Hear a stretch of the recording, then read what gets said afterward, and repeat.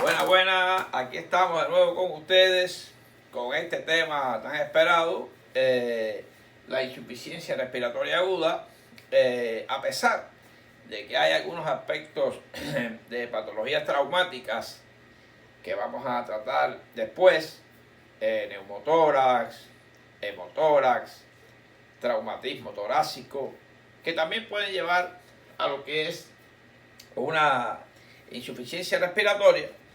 En el día de hoy, ya que vamos hablando de pulmones, hemos hablado de otras patologías hasta ahora, bronquiectasia, etcétera, hemos mencionado atelectasia. Todas estas pueden llevar también a un estado de distrés respiratorio o insuficiencia respiratoria aguda, que fíjense lo que es el distrés respiratorio está encerrado en la insuficiencia respiratoria aguda, que sería aquel estado en que el paciente ya prácticamente ha interrumpido su respiración normal, su ventilación normal, su hematosis normal, y lo lleva a un estado de acidosis respiratoria y un estado prácticamente imposible de mantener la respiración por sí solo, que puede llevarlo a una sala de cuidados intensivos y someterlo a ventilación mecánica o ventilación asistida. Ya de por él no puede cumplir con esa hematosis y por tanto llega a este estado. Yo voy a tratar de llevarles la idea fundamental y en los aspectos importantes para que se entienda bien este tema. Como es lógico, disculpen, voy a hablarlo con un nivel bastante normal, un nivel adecuado para ser entendible por estudiantes que empiezan con anatomía y fisiología, y posiblemente le va a ayudar a estudiantes que ya están en esta etapa de estudio. Es conocido con las siglas de SDRA, síndrome de distrés respiratorio agudo. ¿Por qué? O del adulto también. Fíjense que síndrome, porque tiene muchas causas, vamos a tocarlo en este tema, tiene muchas causas. No es lo mismo, por ejemplo, enfermedad de membrana hialina, cuando lleva al niño, al neonato, a este síndrome de distrés respiratorio del neonato. Es una enfermedad. En este caso, el síndrome, porque muchas causas pueden llevar a lo que es este estado de insuficiencia ventilatoria grave. Vamos entonces a ver algunos aspectos importantes. Veríamos un poquito el momento histórico, algunas cosas que se venía pensando cuando ya se habla de distrés respiratorio, etc. Vamos a ver conceptos básicos del distrés, que viene de lo que sería angustia, lo que es angustia, prácticamente agobio ventilatorio, importantísimo. Vamos a ver un repaso anatomofisiológico de la unidad funcional respiratoria. Vamos a ver qué es insuficiencia respiratoria, qué es el surfactante, recordarlo para cuando veamos futuramente lo que es el síndrome respiratorio neonatal o membrana hialina, que sería próximo tema. No lo vamos a ver en el día de hoy. Por tanto, vamos a ir adelantando y vamos a ir con algunos conceptos importantes para proseguir el tema. Históricamente, ya en 1935, Louis Hammond y Arnold Rich, en las autopsias de pacientes con hipoxemia, pensaron en una dificultad, una disfunción alveolar diseminada prácticamente, y se veía en el patrón histológico alveolar alterado. Prácticamente ya se vio en esta época que había algo a nivel de los alvéolos que impedía la verdadera difusión del oxígeno y el CO2 a través de la membrana, y esto llevaba a un posible distrés. Prácticamente la primera definición de síndrome de distrés respiratorio del adulto fue realizada por Asbach et al. En 1967, prácticamente. Ya en 1986, Katzenstein y Ad introdujeron los dos términos de neumonía intersticial aguda o síndrome de Hartmann-Rhich, conocido Hartmann-Rhich, prácticamente de Hartmann-Rhich. Y fíjense que, lógicamente, por el reconocido de ellos, este síndrome y la enfermedad pulmonar intersticial idiopática, ya para esta época.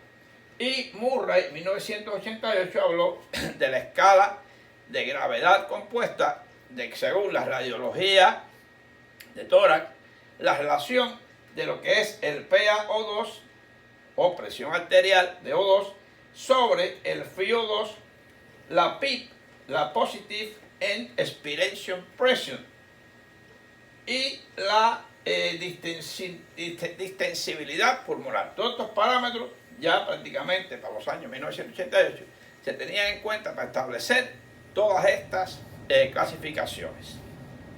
Seguimos. Fíjense que hablando un poco de lo que es y recordando de la microcirculación pulmonar y las células básicas pulmonares, recordamos que los neumocitos tipo 1, que son el 97% células delgadas que rodean a lo que es el alvéolo, sostén de esta membrana alveolar, son de la mayor cantidad, y los tipo 2 que ayudaban en la secreción del surfactante, y que lógicamente este surfactante, estas células que producen el surfactante, ayudan a la tensión superficial del alvéolo y participaban en recuerden, la elastanza. Estaba la elastanza y la compleanza. Ayudaban en esta estructura del alvéolo, tanto el 1 como el 2, y ayudaban a mantener esa membrana estable y de un grosor adecuado, y que ayudaba a que no hubiera un colapso alveolar. Fíjense cómo. Y hay células claras de secreción de parte del surfactante y degradación de toxinas que ayudaban también en todo lo que es esa línea respiratoria alveolar llamada membrana respiratoria, prácticamente. Y hay un endotelio vascular que rodea esos vasitos que todos rodean al alvéolo, formando lo que es la unidad funcional respiratoria, la cual mencionaremos más adelante.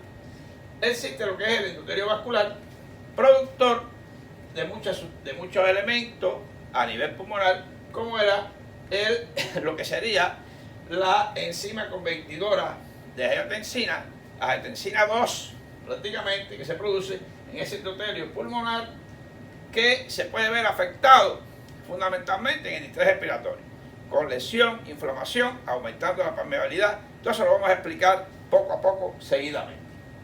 Estas son bases importantes que les doy para ir entendiendo. Recordemos la unidad funcional respiratoria, que era, fíjense que ya llega a lo que es a los sacos alveolares, prácticamente rodeada de toda esa capilaridad que viene por la arteria pulmonar y va después formándose las venas pulmonares, recordar, y fíjense que ahí ese saco alveolar compuesto por miles de alvéolos está en constante relación a través de la membrana, importante, con los capilares que hacen una función, esa membrana y ese espacio con el hematía al pasar hace el intercambio de CO2 y oxígeno, y entonces la integridad de esa membrana, esto es importante, la integridad de esa membrana y la capacidad de ella de dejarse difundir el oxígeno y el CO2 son los que impiden los shunts y el distrés respiratorio tanto en el niño como en el adulto. Esto es importante, estos datos que les pongo, porque ahí está el espacio, aquí estaría el hematíe y lo que es la parte alveolar aérea ahí. Estos son datos importantes que son básicos para entender por qué se produce ese distrés, esa angustia respiratoria, ese agobio respiratorio que el paciente prácticamente no puede ventilar por sí solo. Vamos Vamos a ver conceptos fundamentales para recordarle. Aquí están algunos conceptos importantes antes de seguir adelante, basados en este diagrama que les traigo desde que vimos pulmón hasta ahora. Tenemos que seguir arrastrando con él por ahora. Miren, está algunos conceptos que los vamos a ir viendo. Está la PaO2, o sea, la PaO2 y la PaCO2 es fíjense que es una A pequeña y una A mayúscula. La A pequeña habla de arteria y la A mayúscula habla de alvéolo. O sea, esto aquí es arteria y vena, la luz, y esto sería alvéolo. Por eso ponemos aquí PaCO2, que es la presión parcial, la presión arterial de CO2 y la presión arterial de oxígeno, y la presión alveolar de CO2 o de oxígeno. ¿Veis? Prácticamente. Esos conceptos son fundamentales porque son medibles en la gasometría, muy importante, como criterio diagnóstico del distrés o criterio para intubar un paciente. Más adelante lo vamos a ver. Tenemos el FiO2, que es la cantidad de oxígeno en el aire inspirado. Muy importante. Fíjense que el aire alveolar contiene un 15 volúmenes por ciento y de CO2 5 volúmenes por ciento. Y el resto prácticamente nitrógeno. El aire entra unido al nitrógeno. Se separa y por tanto el CO2 sale en 20 a 1 por un oxígeno que entra, 20 CO2 sale, estando en una membrana estable, lo que les vengo a explicar. Y la cantidad de CO2 o de oxígeno se mide en concentración de hemoglobina CO2 y hemoglobina O2, lo que quiere decir que antes de pasar en la circulación menor a través de los alvéolos, prácticamente le pintamos de azul porque la concentración de hemoglobina, carboxihemoglobina, es más elevada porque no se ha expulsado el CO2. Y al pasar ya se va como rojita, como ustedes ven, porque ya va cargada de O2. Esto lo hemos explicado antes, pero hoy lo puntualizamos. Otro concepto, la hematosis. La hematosis es el intercambio gaseoso a través de esa membrana respiratoria que hemos hablado, que debe ser una membrana fina, estable, para que permita la difusión de los gases. Lo que es el CPAP. El CPAP es Continuous Positive Alveolar Pressure. Ese es el CPAP. Es una de las formas de ventilación que existe en la mecánica ventilatoria, que la tocaremos finalmente. Lo que es la PIP, la Positive Inspiration Pressure, que también se usa como tipo de ventilación cuando hay un distrés respiratorio, cuando hay un neumotórax, cuando hay una fístula broncoalveolar, que el paciente necesita intubación, cuando hay una neumonía grave, etc. Se puede usar esto. El BiPAP es el binivel igual, fíjense que la terminación es la misma, binivel, porque es en inspiración y expiración. Se mantiene la positive aeroalveolar o alveolar pressure. El shunt sería cuando, fíjense, cuando la sangre pasa, hay una membrana gruesa y prácticamente no se produce el intercambio gaseoso, la hematosis. La sangre va como mismo vino, por tanto se considera un shunt o fístula arteriovenosa. Pasó sin producirse lo que es el intercambio gaseoso. Y el distrés, como les digo, que es el concepto que estamos, es prácticamente el distrés este paciente está en angustia, está en agobio respiratorio, no se produce la ventilación adecuada y por tanto hay una hipoxemia finalmente con una hipercapnia. Todo eso vamos a explicarlo todito a continuación. Y el espacio muerto anatómico, ya lo habíamos mencionado también, que es prácticamente parte de las vías aéreas que no participan en el intercambio gaseoso. El espacio muerto alveolar es el que sí participa, lógicamente, se pierden los enfisemas, se pierde en el distrés, llevando a la insuficiencia ventilatoria del paciente, la caída de la capacidad vital y todo eso. Y está el espacio muerto fisiológico, que es la suma del espacio muerto anatómico comparado con el espacio muerto alveolar. Prácticamente el espacio fisiológico es el importante, el que tenemos que conocer. Ya lo habíamos visto anteriormente y puede sacarse sus cuentas basado en el anatómico y el alveolar. Las enfermedades obstructivas y las enfermedades restrictivas llevan al traste o la pérdida de ese espacio o espacio muerto fisiológico. Ahora, ¿qué es la insuficiencia respiratoria en general? Concepto general. Es un paciente, fíjense, que la disfunción del sistema respiratorio por causas pulmonares, causas pulmonares o extrapulmonares que alteran el intercambio gaseoso normal, o sea, la hematosis, lo que les digo. La misma se puede clasificar lógicamente en hipoxémica, que prácticamente la PO2, la presión de oxígeno caiga por debajo de 60 milímetros de Hg, hipercápnica, ¿ve? PCO2 mayor de 45 milímetros de Hg o de mercurio, y puede ser mixta también.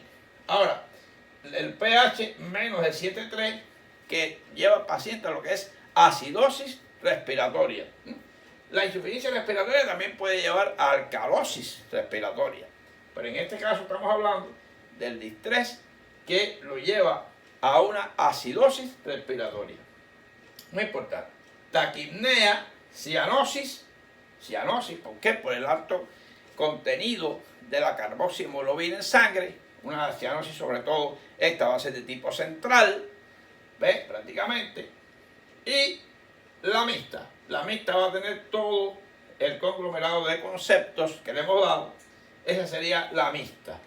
Por lo general, lógicamente, el distrés respiratorio es un tipo de insuficiencia respiratoria mixta por fallo fundamental de la unidad respiratoria del pulmón. Algunos nombres que ha recibido el síndrome de distrés respiratorio del adulto. En realidad, el concepto de síndrome respiratorio del adulto es una caída de la hematosis por un fallo específicamente de la unidad funcional respiratoria masiva en casi todo el pulmón, provocada por enfermedades pulmonares o enfermedades extrapulmonares. Ese es un concepto general del distrés. Ahora, también se le ha llamado pulmón húmedo traumático o wet lung, pulmón húmedo, pulmón de shock. Fíjense que, como es lógico, el fallo multiórgano, el fallo en el shock, prácticamente, recuerden que la parte de los sacos alveolares están rodeados de capilares que también entran en shock, tienen prácticamente participan de ese mecanismo de la unidad funcional circulatoria que está a nivel de los alvéolos, y que al caer en shock el paciente, prácticamente ese pulmón también cae en la bancarrota, y por eso también se le llama pulmón de shock. También está pulmón postraumático, pulmón de Da Nang, le dicen de Da Nang. Da Nang, una ciudad de Vietnam, cuando la guerra, que hubo muchos pacientes lesionados que por los traumas torácicos, etcétera, dieron un aumento a este tipo de distrés, de síndrome, y también entonces tomó el nombre de Da Nang.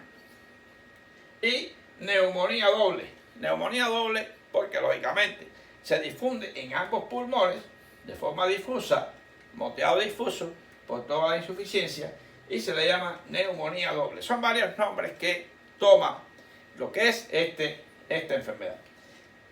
Les recuerdo que fíjense que todas prácticamente las vías aéreas están sin problema. Prácticamente se produce este síndrome, lógicamente, en la unidad funcional respiratoria y su fallo, la membrana respiratoria. Aunque tiene que ver con, lógicamente, traumas torácicos, el shock, etcétera, como concepto del distrés respiratorio. ¿Cuál sería la clasificación topográfica del síndrome de distrés respiratorio del adulto? Sería pulmonares y extrapulmonares. Lógicamente, en las pulmonares, las neumopatías o neumonías son el 94%. La broncoaspiración, 14%. En la contusión pulmonar puede ser un 3%. La injuria por inhalación, un 2%. La vasculitis pulmonar, vasculitis, un 1%, que se combina con la coagulación intravascular diseminada, también con el shock no cardiogénico, recordar, y ahogamiento incompleto, un 1%. Esto está recogido así, se lo doy como está en la bibliografía. Las extrapulmonares, lógicamente, el shock séptico con su coagulación intravascular diseminada, sin causa exacta un 16%, sin causa exacta un 8%, shock no cardiogénico, se lo aclaré, 7%, politraumatizado, pancreatitis, increíble la asociación que tiene la pancreatitis con este distrés respiratorio, el pulmón es un órgano blanco, cuando hay todas esas calicreínas, toda esa plasmina que se produce, va a producir la vasculitis a nivel también de los pulmones, de la unidad funcional, y puede llevar al traste con un distrés respiratorio. Quemaduras y embolismo amniótico también. Hay otras muchas causas más, pero bueno, le pongo aquí las que son extrapulmonares. Esto es un cuadro muy general para aprender, se lo aconsejo, para que todos aquellos que están estudiando ahora están en esta fase de respiratorio, para que se les quede bien grabado. Aspectos fisiopatológicos de interés. Miren, volvemos a caer acá un poquito, porque ¿qué pasa? Cuando hay aumento de la permeabilidad vascular acá, lógicamente por distintas causas, esto es normal aquí está el vasito, esta es la membrana, pero ¿qué pasa? Cuando hay inflamación, cuando hay vasculitis, cuando hay todas aquellas incidencias que llevan al distrés, prácticamente que se produce que a esa membrana, a ese espacio intersticial, entre lo que es la capita alveolar y la capa endotelial, o sea, lo que es el vaso, se va a acumular mucha agua y proteínas en ese espacio. Y entonces va a producir como un edema intersticial. Este edema, lógicamente, va a aumentar lo que es el grosor de la membrana respiratoria, y entonces es lo que se produce, evita que haya una buena hematosis. Por tanto, este edema intersticial más inflamación y daño tisular pulmonar posterior va a alterar lo que es la ecuación PaO2, o sea, el frío, lo que es el PA, lo que es la presión arterial, que la habíamos visto, de oxígeno, está en una ecuación, sobre lo que es el FiO2. Por aquí viene todo el oxígeno que entra normalmente, ¿ves? A no ser que si hay un cuerpo extraño, no entra oxígeno. Estamos hablando de otras causas. Si la persona tiene otros problemas a nivel, una enfermedad de las amígdalas, un problema respiratorio superior, el aire no entra, correcto. Pero estamos hablando de que el problema está acá, el aire viene normal hasta aquí, y ahí entonces, ¿qué pasa? Que la presión esta que hay aquí entre el FiO2 tiene que ser, está menor, en este caso, de 300 milímetros de Hg, o fístulas arteriovenosas, van a alterar toda la fisiopatología respiratoria. Esto vamos a explicarlo bien con toda su escala, de acuerdo a la escala de Berlín, a las escalas que están bien estudiadas ya sobre el distrés. Quiere decir que los parámetros fundamentales, la presión de oxígeno en la arteria y el FiO2, que este es el aire que entró, y el oxígeno que tenemos en la arteria. Por eso esta ecuación va a dar una idea de que si está menos de 300, ya estamos pensando en que hay alguna limitación para la ventilación en una parte del pulmón o en todo el pulmón. Vamos a ver aquí lo siguiente. Miren, aquí tenemos el alvéolo en contacto con aquí está la misma que le enseñé anteriormente. Cuando no hay problema de nada, el aire que entró, ¿ves? Un aire seco, ¿ves? Prácticamente que se humedece al entrar, ¿ves?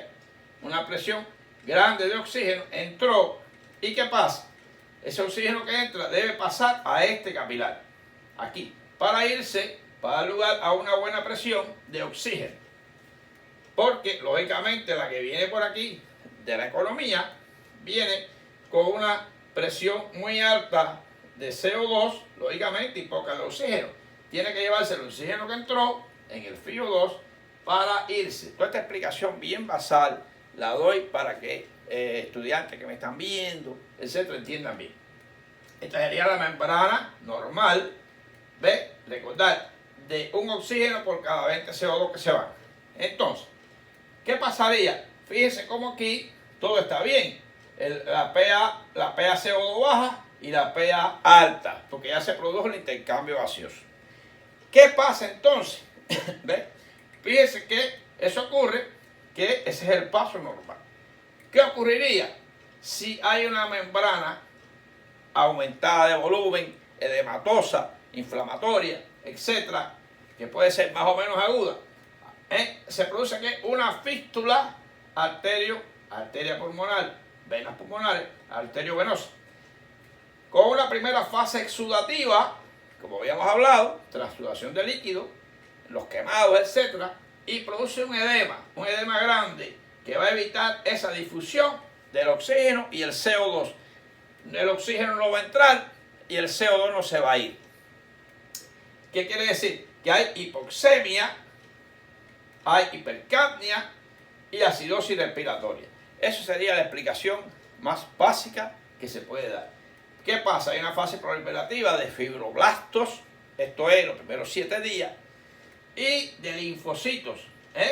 Y si esto se mantiene, no se trata con corticosteroides, con mecánica ventilatoria, con bastante líquido, una unidad de cuidado intensivo, puede llegar a una fase de fibrosis, que está bien aquí, y prácticamente el paciente cae en una etapa irreversible, según los criterios de Moore, de etapa 4, de la fase del distrés, de insuficiencia respiratoria, y ya prácticamente no hay regreso. Es muy difícil llevar al paciente al estado normal. Así que, de una explicación que le hago normal, cuando ya se produce este edema, esta inflamación, se rompe la comunicación y mientras más, lógicamente, alvéolos participen, mientras más cantidad de parénquima pulmonar participe, más grave es el estado del paciente. Prácticamente es insoportable con la vida. Prácticamente. Fíjense que si ya todos los alvéolos, o casi el 100%, ambos pulmones participan en esta insuficiencia, es como que yo cogiera la tráquea y la apretara. Quiere decir que no entra el aire ni sale, pero a nivel de la membrana alveolar. Cuadro clínico general de distrés. Fíjense que según causa puede ser, como decíamos, pulmonares o extrapulmonares. En las pulmonares tenemos la neumonía, la aspiración y los semiahogados. Significa que él prácticamente cuando hace una inmersión y casi se ahoga, prácticamente tiene un cuadro transitorio de distrés respiratorio. Extrapulmonares serían las quemaduras graves, el shock séptico con su coagulación intravascular diseminada, distrés posttransfusional, importantísimo, posttransfusional, y la pancreatitis entran en esta parte. Y según la etapa del cuadro de insuficiencia respiratoria, sería agobio respiratorio, cianosis, tiene cianosis el paciente, lógicamente, por el aumento de la carboxihemoglobina, taquipnea, porque taquipnea, lógicamente, el paciente tiende a ventilar más, buscando solucionar el problema, y también taquicardia, lógicamente, porque para llevar más oxígeno, son respuestas normales que tiene el cuerpo humano, lo que es el aparato circulatorio. Y afectación mental cuando ya haya estado narcosis prácticamente, afecta ya lo que es el trabajo normal de las neuronas y el paciente puede tener una afectación mental. Este es el cuadro general del distrés. Criterios diagnósticos. ¿Ves? Hay criterios clínicos de insuficiencia respiratoria, entre los que habíamos visto anteriormente, criterios clínicos. Hay criterios gasométricos, prácticamente. Hay otros criterios. La hipoxemia, por ejemplo, lógicamente, la presión arterial de oxígeno sobre el FiO2 está, en este caso, cuando ya está en insuficiencia, por debajo de 200 milímetros de mercurio. Criterios radiológicos: aparición de infiltrado pulmonar sin causa demostrable. El paciente no tiene una neumonía de base, no tiene una atelectasia, no tiene antecedentes de bronquiectasia, o sea, prácticamente sin causa demostrable en los primeros 7 días. Ausencia de insuficiencia cardíaca, lógicamente, una presión capilar pulmonar menor de 18 milímetros de mercurio. Claro está, esto medido con el catete de Swan-Ganz, presión pulmonar prácticamente en la arteria pulmonar. Y criterios gasométricos que lo veremos después. Ahora fíjense, esta formulita es importante para que usted sepa cómo hallamos este valor que está aquí, lo hallamos con el PaO2 sobre el FiO2 por 100 y nos va a dar que normal entre 200 y 300. Si da por encima de 300 es bastante normal. Si da por debajo de 200 estamos hablando de hipoxemia. Esta es la fórmula para hallar, para decir que un paciente tiene criterio de está distrasado, está en insuficiencia respiratoria grave. Esta fórmula es muy importante. Todo esto se halla en cuidado intensivo. Esto no es un paciente que está en la sala, ahí sentado hablando con la familia, y usted tiene todo datos. No. Eso es monitorizado en cuidado intensivo, una atención de paciente grave. Vamos a ver niveles de síndrome de distrés respiratorio agudo según oxigenación y soporte ventilatorio. Habíamos hablado de que el PIP es Positive End Expiratory Pressure. El PIP es clásico en la mecánica ventilatoria, se maneja. Y el CPAP, que también se usa mucho en niños, que es la Continuous Positive Airway o Alveolar Airway Pressure. Este es el CPAP. Esto es son las dos formas clásicas que se usan en la mecánica ventilatoria. Una cosa es el equipo y otra cosa es su graduación. ¿Qué voy a ponerle según niño o adulto? El distrés puede ser leve, moderado o severo. El índice de oxigenación, que ya vemos cómo se saca. La PaO2, que lo tenemos en la gasometría, con un FiO2 que podemos valorarlo. El aire que entra, que es de 21% aproximadamente. El aire inspirado, el oxígeno, el aire inspirado es de 21%. Prácticamente leve de 20 a 300, moderado de 100 a 200 y severo menor de 100. Menor de 100 es incompatible con la vida prácticamente, porque este 100 es milímetros de mercurio. Muy importante. Ahora, el soporte ventilatorio en centímetros de agua, vamos a usar la PIP o la CPAP mayor o igual de 5 centímetros de agua. ¿Por qué? ¿Cuál es la presión negativa, lógicamente, que tiene todos los apeos y prácticamente la pleura? Recuerden que es menos 5 centímetros de agua. CPAP moderado, una PIP mayor o igual de 5, lógicamente, y una PEP para el severo de mayor o igual a 5 también. Vamos a ver cómo se va a usar. En este caso puede usarse cualquiera de las dos, pero para el severo usamos la Positive End Expiratory Pressure. Esta que está. Vamos a ver qué dijo en los criterios de Berlín para el síndrome de distrés respiratorio. Había un criterio radiológico, un criterio según el origen del edema y la oxigenación, que la dividieron, como vimos anteriormente, en leve, moderado y severo. Que lógicamente en la radiografía había una opacidad bilateral no totalmente explicada por derrame, lógicamente, o colapso lobaropulmonar o nódulos. Esto es, lo vamos a ver en rayos X, que era edema bilateral, moteado en alas de mariposa, que se veía con unas líneas de Kerley, o sisuritis. Todo eso se ve en un rayo X de este tipo. El origen del edema, lógicamente, insuficiencia respiratoria, que no es totalmente explicado, por una insuficiencia cardíaca, lógicamente. El origen del edema no puede ser de origen cardíaco. No puede ser por una estenosis mitral, no puede ser por insuficiencia cardíaca izquierda, no puede ser. Necesita evaluar objetivo con una ecocardiografía para descubrir el edema hidrostático si no existe ningún factor de riesgo presente. Quiere decir que en la de Berlín el origen del edema no puede tener ninguna causa objetiva que dependa de corazón o que, lógicamente, que sea un edema hidrostático. Recuerden que las venas pulmonares no tienen válvulas y cualquier efecto de las cavidades izquierdas va hacia el pulmón. Eso no es distrés. Eso es edema alveolar, etcétera, por extensores, por insuficiencia cardíaca izquierda. No es distrés. De acuerdo a Berlín. Ahora, la oxigenación puede estar leve, moderado o severo. Leve, PaO2, la misma que hablamos, de 21, de 201 a 300, es la clasificación que vimos ahorita, anteriormente. Es este cuadrito mismo. Este cuadrito que está aquí es este pedacito que está aquí. Para que ustedes lo puedan aplicar. Ese mismo que está ahí es aplicable, que vimos, a la escala o criterio de Berlín. Aquí, para no explicárselos ahora, ustedes lo pueden ver ahí prácticamente de 201 a 300, de 101 a 200 y menos de 100. El mismo cuadro anterior. Esto es aparición del cuadro de nuevos síntomas respiratorios o empeoramiento menos a una semana, 7 días. Los criterios de Berlín. ¿Qué vemos en la radiografía del distrés?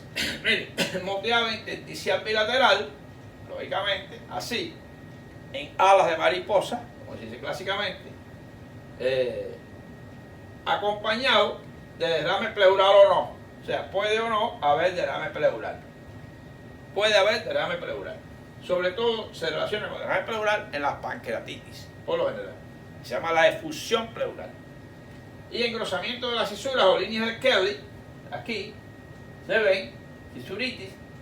Recordar cuáles son las cisuras. El pulmón derecho tiene 2 cisuras, la oblicua y la horizontal, y el izquierdo tiene solo una. A través de esas cisuras se mete el líquido, se inflama también y da las líneas de Kelly. Muy importante. Eso se ve en el rayo X. Bases de tratamiento del síndrome de distrés respiratorio. ¿Cuál sería? Soporte o monitorización en una sala UCI, unidad de cuidado intensivo. No es una cuidado, inclusive de cuidados intermedios, es intensivo. Esto es un paciente que está grave, que necesita una ventilación urgente, presión positiva, como hablamos ya, una PIP, CPAP, etcétera, o BIPAP, como en el caso del BIPAP, que se ha usado en los pacientes que tienen la insuficiencia respiratoria por el COVID, se ha usado el BIPAP. Corregir actuar el evento causal. Bueno, si de base pancreatitis, aspiración, ahogado o la coagulación intravascular diseminada del shock séptico. Muy importante. Mantener niveles adecuados de gasto cardíaco y hemoglobina, lógicamente. Y ventilación mecánica. Esta es la clasificación general de qué vamos a hacer con un paciente distresado o con distrés. Criterio de intubación. Intubación versus traqueostomía. Lógicamente, la intubación la vamos a usar los primeros 24 a 72 horas. Este paciente probablemente va a estar intubado por más tiempo, va a necesitar la ventilación mecánica por más tiempo, depende del tipo de paciente y su recuperación. Y si va a pasar de 48 horas a 72 horas, debemos ya entonces pensar en la traqueotomía. Traqueotomía, porque no soporta, lógicamente, un paciente intubado, ese cough haciendo presión sobre la tráquea por más de 72 horas. Entonces tenemos la parte clínica: depresión a nivel de conciencia, signos de hipoxemia y cianosis, disminución de nivel de respuesta al dolor, tiraje intercostal o supraclavicular. Todos son datos clínicos que vemos en el paciente. Gasométrico, lógicamente, la PaCO2 mayor de 60, vimos los criterios, la PaO2 chiquita menor de 60, con un pH menos de 7.25, 7.30, 7.25, cayendo ya en acidosis. La relación de PaO2 FiO2 prácticamente, se lo pongo aquí, mayor de 400 es normal, menor de 300 es insuficiencia pulmonar aguda, y ya prácticamente en menos de 200 o 100 estamos en un distrés respiratorio, y se habla de la QT, prácticamente el shunt. Cuando hay un shunt, que es la fístula arteriovenosa, que ya se demuestra cuando hay ese estado vasométrico, ya debe pensarse en fístula. La sangre pasa y se va igual al lado izquierdo, de derecha a izquierda, sin llevar nada de oxígeno por ese distrés. Por tanto, hay un shunt o fístula arteriovenosa pulmonar. Ventilación mecánica o asistida. El concepto es la ventilación mecánica. Se conoce como todo el procedimiento, prácticamente, procedimiento de respiración artificial, que se emplea un aparato para suplir el trabajo pulmonar, el trabajo del tórax, prácticamente. Suplir y colaborar con la respiración de una persona. Puede ser, como les decía, el CPAP, el BiPAP, que es el binivel, tanto inspiratorio como expiratorio. Fíjense que este es final de expiración, y este es inspiración, expiración, el BiPAP. Y el ECMO Standard es que es la extracorpórea membrana oxygenation. O sea, es la oxigenación extracorpórea. Es como si colocáramos un pulmón fuera de ese paciente y se le hiciera el intercambio gaseoso a él. Prácticamente, similar to the heart-lung bypass mechanic used in open heart surgery. Se usa en la cirugía de corazón abierto. ¿Está bien? Cirugía de corazón abierto. Todo esto es importante. Es el ECMO que se puede usar un paciente ya que está prácticamente en el periodo 4, estadio 4 de la fallo ventilatorio. Se puede usar este tipo de mecanismo, el ECMO. Pero se usa el CPAP, BiPAP y el PIP como técnicas después de la intubación o traqueotomía. Yo espero que le haya llevado a los conceptos fundamentales de este síndrome de distrés respiratorio del adulto. Recordad que es un síndrome, muchas causas pulmonares y extrapulmonares lo pueden llevar. No les dije al principio, como siempre, les digo lo siguiente. He visto, cuando entro a lo que es la explicación, el sistema mío de la plataforma de YouTube, que hay muchos suscriptores que parece que se suscriben, pero no le dan a la campanita y no le dan a todas las notificaciones y no les llega, como es lógico, no le llega, es muy bajo por ciento de 7.000 y pico, de 7.000 y más suscriptores que ya tengo con mucho cariño y mucha alegría. Prácticamente un 15% solamente ha activado las notificaciones. Eso lo sabe YouTube, me lo dice, no es que yo pueda ver lo que ha hecho cada cual. Les pido que le den a la campanita y las notificaciones para que le llegue el video y lo puedan ver. Sobre todo los que se van suscribiendo recientemente ahora o los que están por suscribirse y vean este video. Además, que se hagan miembros del canal, vayan a la opción unirme que aparece abajo de cada video y también pueden usar las super gracias o super san que le viene muy bien al canal. Así que prácticamente les sigo con ustedes, sigo subiendo mis videos con mucho cariño, mucho ánimo y siempre me van a tener. Y hoy me voy le doy las gracias, como siempre, con esta frasecita: no juzgues cada día por la cosecha que hayas obtenido, porque puede haber un mal tiempo, y la cosecha no es buena, sino por las semillas que has plantado. Lógicamente, si siembras más semillas, eso tiene su traducción. Si estudias más, vas a tener mejores resultados. Fíjate que prácticamente puede ser que haya salido mal en 3 exámenes, pero son 100 en 2 exámenes.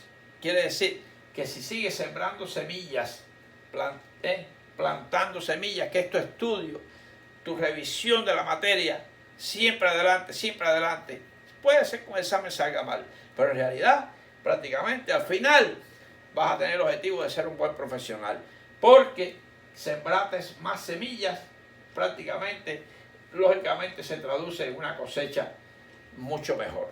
Así que seguimos adelante y seguimos con nuevos temas futuros.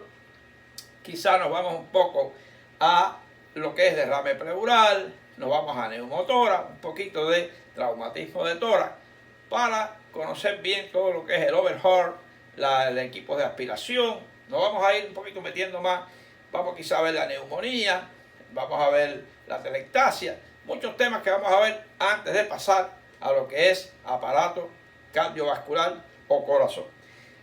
Seguimos adelante y seguimos con ustedes. Pasen un buen día y seguimos con ustedes. Muchas bendiciones.